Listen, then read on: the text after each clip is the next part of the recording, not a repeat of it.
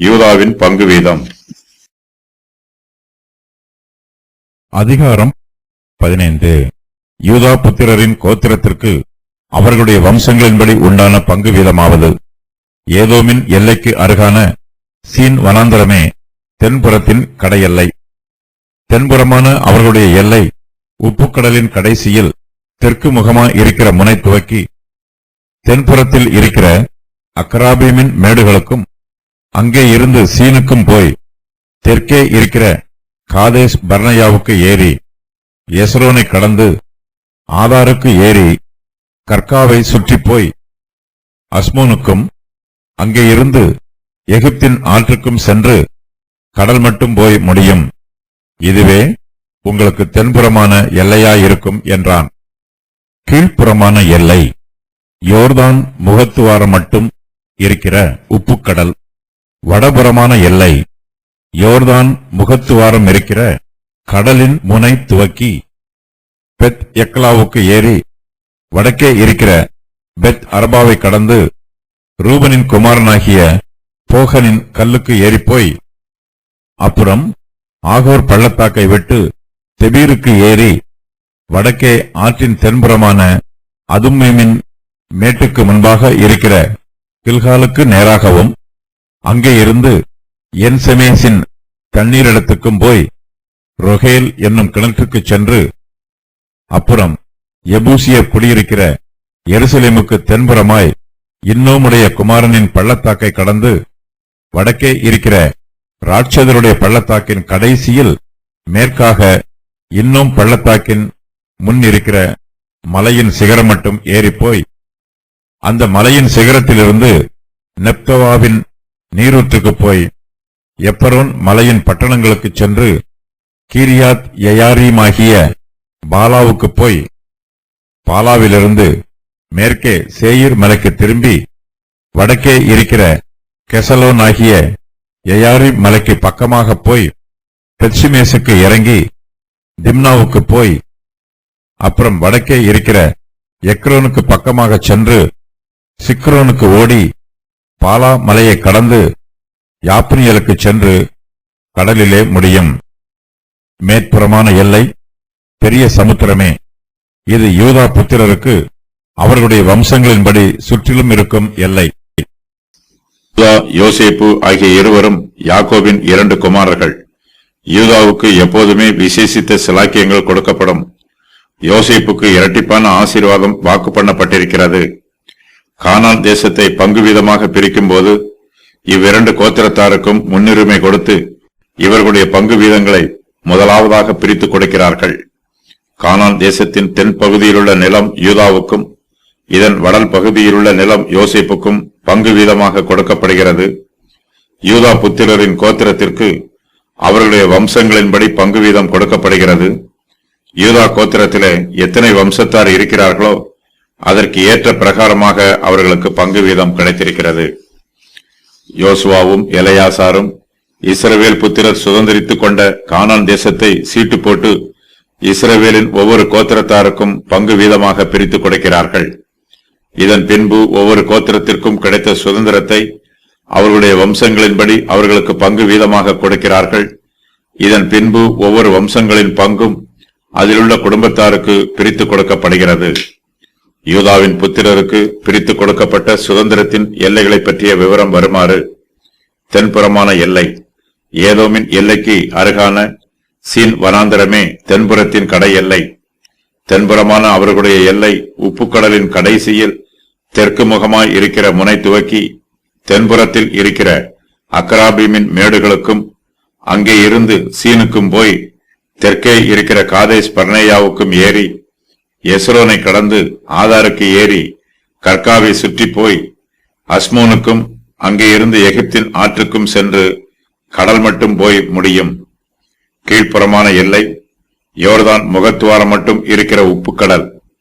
வடபுறமான எல்லை யோர்தான் முகத்துவாரம் இருக்கிற கடலின் முனை துவக்கி பெத் எக்லாவுக்கு ஏறி வடக்கே இருக்கிற பெத் அரபாவை கடந்து ரூபனின் குமாரனாகிய போகனின் கல்லுக்கு ஏறி போய் அப்புறம் ஆகோர் பள்ளத்தாக்கை விட்டு தெபீருக்கு ஏறி வடக்கே ஆற்றின் தென்புறமான அதுமேமின் மேட்டுக்கு முன்பாக இருக்கிற கில்காலுக்கு நேராகவும், அங்கே இருந்து என்சேமேசின் தண்ணீரிடத்துக்கு போய் ரொகேல் என்னும் கிணற்றுக்கு சென்று, அப்புறம் எபூசியர் குடியிருக்கிற எருசலேமுக்கு தென்புறமாய் இன்னோமுடைய குமாரனின் பள்ளத்தாக்கை கடந்து வடக்கே இருக்கிற ராட்சதருடைய பள்ளத்தாக்கின் கடைசியில் மேற்காக இன்னும் பள்ளத்தாக்கின் முன் இருக்கிற மலையின் சிகரம் மட்டும் ஏறி போய், அந்த மலையின் சிகரத்திலிருந்து நெப்தோவாவின் நீரூற்றுக்கு போய் எப்ரோன் மலையின் பட்டணங்களுக்கு சென்று கீரியாத் எயாரீமாகிய பாலாவுக்கு போய், பாலாவில் இருந்து மேற்கே சேயீர் மலைக்கு திரும்பி வடக்கே இருக்கிற கெசலோனாகிய எயாரீம் மலைக்கு பக்கமாய் போய் பெத்சிமேசுக்கு இறங்கி திம்னாவுக்கு போய், அப்புறம் வடக்கே இருக்கிற எக்ரோனுக்கு பக்கமாய் சென்று சிக்ரோனுக்கு ஓடி பாலா மலையை கடந்து யாப்னியலுக்கு சென்று கடலிலே முடியும். மேற்புறமான எல்லை பெரிய சமுத்திரம், மத்திய தரைக்கடல். யூதா கோத்திரத்தாரின் சுதந்திரத்தினுடைய கிழக்கு எல்லை உப்பு கடலாகும். அதன் மேற்கு எல்லை பொதுவான கானான் தேசம். எண்ணாகமம் புஸ்தகத்தில் யூதாவினுடைய சுதந்திரத்தின் எல்லை ஏற்கனவே சொல்லப்பட்டிருக்கிறது. உங்கள் தென்புறம் சீன் வனாந்தரம் தொடங்கி ஏதோம் தேசத்தின் ஓரம் மட்டும் இருக்கும். கிழக்கே இருக்கிற உப்பு கடலின் கடைசி தொடங்கி உங்கள் தென் எல்லையா இருக்கும். உங்கள் எல்லை தெற்கிலிருந்து அக்கராபீம் மேடுகளை சுற்றி சீன் வனாந்தரம் வரையில் போய் தெற்கிலே காதேஸ் பர்னேயாவுக்கும், அங்கே இருந்து ஆத்சார் ஆதாருக்கும், அங்கே இருந்து அஸ்மோனாவுக்கும் போய் அஸ்மோனாவிலிருந்து எகிப்தின் நதி வரைக்கும் சுற்றி போய் கடலில் முடியும். எண்ணாகமம் 34:3-4-5. யூதா கோத்திரத்தார் யுத்த வீரர்கள். இவர்கள் கானான் தேசத்தை பாதுகாக்கும் வண்ணமாக கானானின் வட எல்லை பகுதியில் குடியிருக்கிறார்கள். ஏதோமியர் இஸ்ரவேல் புத்திரருடைய பழைய சத்துருக்கள். அவர்களுக்கு அருகாமையில் யூதாவின் மனுஷருக்கு சுதந்திரம் கிடைத்திருக்கிறது. யூதா கோத்திரத்தாருடைய சுதந்திரத்தின் வடக்கு எல்லை பென்யமின் கோத்திரத்தாருடைய சுதந்திரத்திலிருந்து பிரித்து கொடுக்கப்பட்டிருக்கிறது. வடக்கு எல்லையை பற்றி சொல்லப்படும் போது போகனின் கல் என்று ஒரு வாக்கியம் வருகிறது. இஸ்ரவேல் புத்திரர் கில்காலிலே பாளையம் இறங்கியிருந்த போது போகன் மரித்து போனார். அவரை அடக்கம் பண்ணிய இடத்தில் போகனின் கல் அடையாளமாக வைக்கப்பட்டிருக்கிறது. யூதா புத்திரருடைய சுதந்திரத்தின் வடக்கு எல்லையில் ஆகோர் பள்ளத்தாக்கு இருக்கிறது. ஆகான் சாபத்தீடானதில் எடுத்துக்கொண்டு பாவம் செய்தான். இவன் யூதா கோத்திரத்தை சேர்ந்தவன். ஆகோர் பள்ளத்தாக்கு யூதாவின் மனுஷருக்கு ஆகானின் பாவத்தை நினைவுபடுத்தும். யூதா கோத்திரத்தாருடைய சுதந்திரத்தின் வடக்கு எல்லை எருசலேம் வரையிலும் போகிறது. சீயோன் மலையும் மொரியா மலையும் யூதாவின் சுதந்திரத்திற்குள் வருகிறது.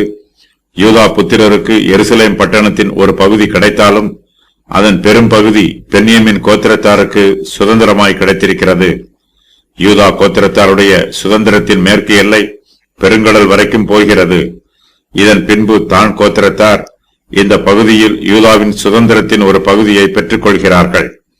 கர்த்தர் யூதா கோத்திரத்தாருக்கு நல்ல வளமான தேசத்தை கட்டளையிட்டிருக்கிறார். அக்ராபீமின் மேடுகள் என்பதற்கு தேள்களின் மேடுகள் என்று பொருள். இங்கு ஏராளமான தேள்கள் உள்ளன.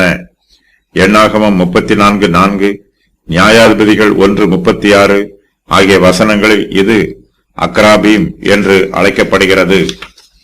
அஸ்மோன் யூதாவின் தென் கடைசியில் உள்ள பட்டணம். இதன் மறுபெயர் எஸ்மோன் என்பதாகும். எகிப்தின் ஆறு என்பது நைல் நதியை குறிக்கும். இப்பொழுது இது சூயஸ் கால்வாய் என்று அழைக்கப்படுகிறது. பெத் எக்லா என்பதன் மறுபெயர் பெத் ஒக்லா என்பதாகும். இது எரிகோவிற்கும் சவக்கடலுக்கும் இடையில் உள்ளது. பென்யமின் கோத்திரத்திற்குரியது. யூதாவின் எல்லையாக இது இங்கு கூறப்பட்டிருக்கிறது. போகனின் கல் என்னும் இந்த இடம் எங்கிருக்கிறது என்று தெரியவில்லை. யாக்கோபின் பொருத்தனை கல்லை போன்று இதுவும் ஒரு கல்லாக இருக்கலாம். ஆகோர் பள்ளத்தாக்கு கில்காலுக்கு அருகில் உள்ள பள்ளத்தாக்கு. ஆகானுக்கு இந்த பள்ளத்தாக்கில் தண்டனை நிறைவேற்றப்பட்டது. அதுமேம் எரிகோவிலிருந்து எருசலேமிற்கு உயரச் செல்லும் சிகரம். இது இரத்தமேடு என்றும் அழைக்கப்படுகிறது. இதன் மண் சிவப்பாக இருக்கும்.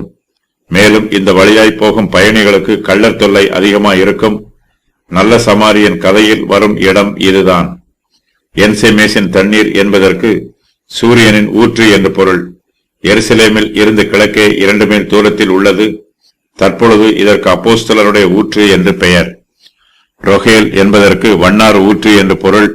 எருசலேமின் அலங்கத்தின் அருகே கிழக்கு திசையில் உள்ளது. தற்பொழுது கன்னிகையின் ஊற்று என்று அழைக்கப்படுவது இந்த ஊற்றாக இருக்கலாம். யோசுவா 15:18 வசனத்தில் இன்னோமுடைய குமாரனின் பள்ளத்தாக்கு என்று சொல்லப்பட்டிருக்கிறது. இன்னோம் என்பவன் யார்? இதற்கு ஏன் இந்த பெயர் வழங்கப்படுகிறது என்று தெரியவில்லை. ஆனாலும் வேதாகமத்தில் 13 இடங்களில் இந்த பள்ளத்தாக்கை பற்றி கூறப்பட்டிருக்கிறது. இது எருசலேமின் தென்பகுதியில் உள்ளது. கீதரோன் பள்ளத்தாக்கோடு இது இணைகிறது. எருசலேமின் கிழக்கு பகுதியில் இருந்து கேதரோன் பள்ளத்தாக்கை சுற்றிலும் இந்த பள்ளத்தாக்கு இருந்ததாக வேத பண்டிதர்களில் சிலர் கூறுகிறார்கள். மோளேகிற்கு இங்கு நரபலிகள் செலுத்தப்பட்டன. ஏராளமான விக்கிரகங்களை இங்கு ஆராதனை செய்தார்கள். இங்கு எப்போதுமே அக்கினி எரிந்து கொண்டிருக்கும். எருசலேமில் உள்ள கழிவுப் பொருட்களை இதில் எரிப்பார்கள். இங்கு எரியும் அக்கினி நரகத்தின் அக்கினிக்கு ஒப்புமையாக கூறப்பட்டிருக்கிறது. மேற்கில் சீயோன் மலையின் சிகரம் இருக்கிறது. எருசலேம் பட்டணத்தின் ஒரு பகுதி பென்யமீனுக்கும் மற்றொரு பகுதி யூதாவிற்கும் உரியது. சீயோன் மலையிலும் மோரியா மலையிலும் தேவாலயம் கட்டப்பட்டது. இது யூதாவின் சுதந்திர வீதத்தில் வருகிறது. ராட்சதருடைய பள்ளத்தாக்கு எருசலேமின் தென்மேற்கு பகுதியில் உள்ளது. எருசலேம் பட்டணத்தை முற்றுகையிடுகிறவர்கள் இந்த பள்ளத்தாக்கைத்தான் பயன்படுத்துவார்கள். நப்தோவா எருசலேமிற்கு வடமேற்கே 2 மைல் தூரத்தில் உள்ளது. எப்பரோன் என்பது நப்தோவாவிற்கும் பாலாவிற்கும் இடையில் யூதாவின் எல்லையில் அமைந்துள்ளது.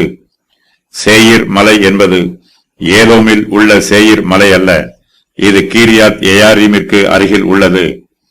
பெத்ஷிமேசு என்பதற்கு சூரியனின் வீடு என்று பொருள். கானானியர் சூரியனை தெய்வமாக வழிபட்டார்கள். யூதா தான் ஆகியோரின் எல்லையில் உள்ள பட்டணம் உடன்படிக்கை பெட்டிக்குள் எட்டி பார்த்ததற்காக 50,000 பேருக்கு மேல் மரித்து போனார்கள். செபுலோனிலும் நப்தலியிலும் இதே பெயரில் பட்டணங்கள் உள்ளன. யோசுவா 15:10 வசனத்தில் கூறப்பட்டிருக்கும் பாலாவும் 11வது வசனத்தில் கூறப்பட்டிருக்கும் பாலா மலையும் ஒன்றல்ல.